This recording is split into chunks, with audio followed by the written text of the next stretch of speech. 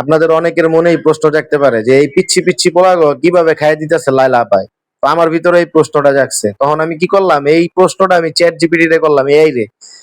যে উত্তরটা দিল এআই, বাকিটা ইতিহাস। আচ্ছা, মামনের বউ লায়লা এতটুক পিচ্ছি পিচ্ছি এই ছেড়াগো কই থেকে পড়ায়, কেমনে পড়ায়, এটার সিক্রেটটা কি আমরা জানো?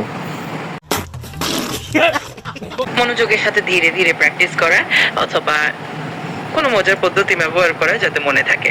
তুমি চাইলে আমি কিছু টিপস দিতে পারি। হ্যাঁ।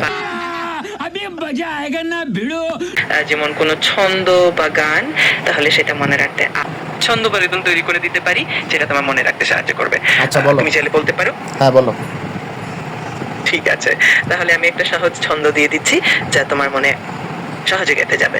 ধরো 1 2 3 4 5 6 7 8 9 10 11 12 13 14 15 16 17 18 19 20। এই ছন্দটুকু একবার বললে মনে থাকবে।